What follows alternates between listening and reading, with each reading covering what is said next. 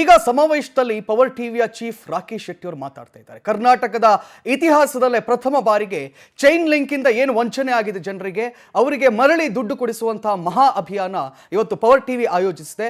ಆ ಸಮಾವೇಶದಲ್ಲಿ ಕೂಡಲ ಸಂಗಮದಲ್ಲಿ ಇದೀಗ ನಮ್ಮ ಚೀಫ್ ಆಗಿರ್ತಕ್ಕಂಥ ರಾಕೇಶ್ ಶೆಟ್ಟಿ ಅವರು ಮಾತಾಡ್ತಾ ಇದ್ದಾರೆ. ಏನು ಮಾತಾಡ್ತಿದ್ದಾರೆ ನೋಡ್ಕೊಂಡು ಬರೋಣ. ಟೈಮ್ಗೆ ನಾವು ಕಾಯಲ್ಲ ಅಂತ ಹೇಳಿದೀವಿ. ಯಾಕಂದ್ರೆ ಅವರು ನಾವು ಆರಿಸಿ ಕಳಿಸಿದಂತ ಶಾಸಕರು, ಅವರು ನಮಗಾಗಿ ಇರಬೇಕು ವಿನಃ ಅವರು ಅವ್ರಿಗಾಗಿ ಇರಬಾರದು ಅನ್ನೋದು. ಅವರು ನಿನ್ನೆಯಿಂದ 4 ದಿನದಿಂದ ನನಗೆ ಫೋನ್ ಮಾಡ್ತಾ ಇದ್ದಾರೆ. ನೀವು ಕರೆದಿಲ್ಲ ಅಂದ್ರೂ ನಾನು ಈ ಪ್ರೋಗ್ರಾಮ್ಗೆ ಬರ್ತಾ ಇದ್ದೆ ಅಂತ ಹೇಳಿದ್ರು. ರಾತ್ರಿ 10 ಗಂಟೆ ಅವರು ಬೆಂಗಳೂರಿಂದ ರೋಡ್ ಮುಖಾಂತರ ಡ್ರೈವ್ ಮಾಡ್ಕೊಂಡು ಇಲ್ಲಿ ಬಂದಿದ್ದಾರೆ. ಇವನ್ ಆಕ್ಚುಲಿ ಹೇಳ್ಬೇಕಾದ್ರೆ ನನಗೆ ಟೆನ್ಷನ್ ಆಗ್ತಾ ಇತ್ತು. ಅಲ್ಲಿಂದ ಇಲ್ಲಿಗೆ ರಾತ್ರಿ ಅವರು ಮೊನ್ನೆ ಬೆಳಿಗ್ಗೆ ಬೆಂಗಳೂರಿಂದ ಇಲ್ಲಿಂದ ಅಲ್ಲಿಗೆ ಹೋಗಿ ಅಲ್ಲಿಂದ ಪುನಃ ಟ್ರಾವೆಲ್ ಮಾಡ್ಕೊಂಡು ಬಂದಿದ್ದಾರೆ. ಸರ್, ನಿಮ್ಮ ಈ ಕಾಳಜಿಗೆ, ನಮ್ಮ ಮೇಲೆ ಇರುವ ಆ ಭರವಸೆಗೆ ನನ್ನಿಂದ ಪವರ್ ಟಿವಿಯ ಕಡೆಯಿಂದ ಮಾತ್ರ ಅಲ್ಲ, ಇಲ್ಲಿ ಸೇರಿರುವ ಸಂತ್ರಸ್ತರಂತ ನಾನು ಹೇಳಲ್ಲ, ನಿಮ್ಮ ಮತದಾರರು, ನಿಮ್ಮನ್ನು ಆರಿಸಿ ಕಳಿಸಿದಂತಹ ಮತದಾರರು ಇಲ್ಲಿದ್ದಾರೆ. ಅವರು ಇವತ್ತು ಸಂತ್ರಸ್ತರಾಗಿ ಕೂತ್ಕೊಂಡಿದ್ದಾರೆ.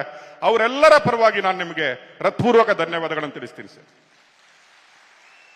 ಇನ್ನೊಬ್ರು ಕೆಪಿಜೆಪಿ ರಾಜ್ಯಾಧ್ಯಕ್ಷರಾದಂತಹ ಅಪ್ಪ ಸಾಹೇಬ್ ಅವರು, ನಾನು ಹಲವರನ್ನು ನೋಡಿದ್ದೀನಿ. ನಾವು ಟಿವಿಯಲ್ಲಿ ಬೆಳಿಗ್ಗೆ 6 ಗಂಟೆಯಿಂದ 12 ಗಂಟೆವರೆಗೆ ಹಲವರು ಬರ್ತಾರೆ. ನಮಗೆ ಸಂತ್ರಸ್ತರು ಬರ್ತಾರೆ, ಸಂತ್ರಸ್ತರು ಆಗ್ಲಿಕ್ಕೆ ರೆಡಿ ಇದ್ದವರು ಬರ್ತಾರೆ. ಇವರು ನಮಗೆ ಬೆಳಗಾವಿಯಲ್ಲಿ ನಾವು ಉತ್ತರ ಕರ್ನಾಟಕಕ್ಕೆ ಉತ್ತರ ಕೊಡಿ, ಉತ್ತರ ಕರ್ನಾಟಕದ ಜನರ ಅಹವಾಲನ್ನು ಸ್ವೀಕರಿಸಬೇಕು, ಜನತೆ ಕಂಗಾಲಾಗಿದ್ದಾರೆ ಅಂತ ಸರ್ಕಾರಕ್ಕೆ ಒಂದು ಎಚ್ಚರಿಕೆ ಕೊಡುವಂತಹ ಪ್ರೋಗ್ರಾಮ್ ಅನ್ನು ಮಾಡಿದಾಗ ನಮಗೆ ಕೆಪಿಜಿಪಿಯ ರಾಜ್ಯಾಧ್ಯಕ್ಷರಂತ ಅಪ್ಪ ಸಾಹೇಬ್ ಅವರು ಬರ್ತಾರೆ, ರೈತ ಮುಖಂಡರಾದ ಸಾಹೇಬರು ಬರ್ತಾರೆ, ಹೇಳ್ತಾರೆ ಈ ಪಾಂಜಿ ಸ್ಕೀಮ್, ಈ ಹಗರಣ ಮಿತಿಮೀರಿ ಹೋಗಿದೆ. ನಾವೆಲ್ಲ 15 ವರ್ಷದಿಂದ ಹೋರಾಡಿದ್ದೀವಿ. ನಾವು ಈಗ ಲಾಸ್ಟ್ ಸ್ಟೇಜ್ ಅಂದ್ರೆ ದಾರಿ ಕಾಣದ ಸ್ಥಿತಿಯಲ್ಲಿದ್ದೀವಿ.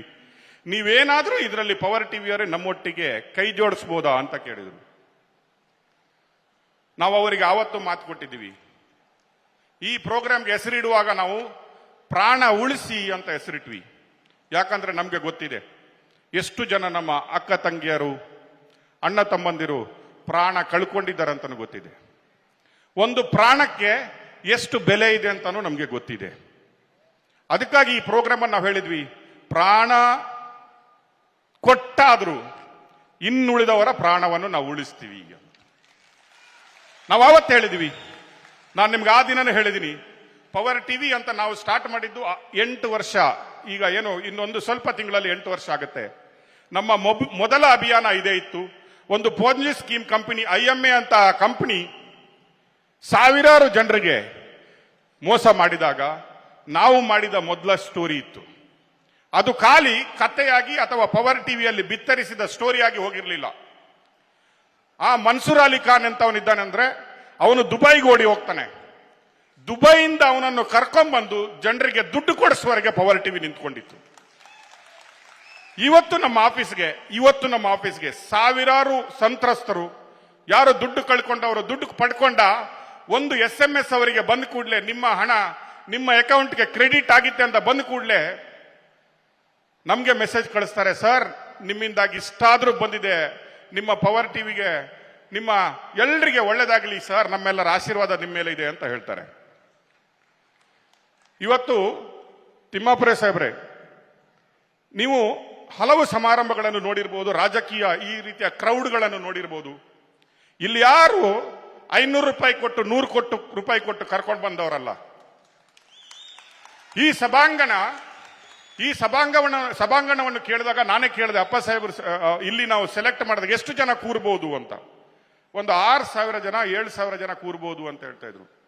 ನನಗೆ ಭರವಸೆ ಇರಲಿಲ್ಲ ಇಷ್ಟು ಜನ ಬರ್ತಾರೋ ಇಲ್ಲ. ಈಗ ರೈತರು ವ್ಯವಸಾಯ ಮಾಡುವ ಸಮಯ, ಈಗಷ್ಟೇ ಮಳೆ ಆಗ್ತಾ ಇದೆ, ಈಗಷ್ಟೇ ರೈತರು ತಮ್ಮ ಬದುಕನ್ನು ಕಟ್ಟಿಕೊಳ್ಳುವ ಸಮಯ. ಇದರಲ್ಲಿ ಹಲವಾರು ಮೋಸ ಹೋದವರು ರೈತರೇ, ಹೆಣ್ಣು ಮಕ್ಕಳು, ತಾಯಿಯಂದ್ರು, ಅಣ್ಣಂದ್ರು, ಇವರೆಲ್ಲ ಇದ್ದಾರೆ.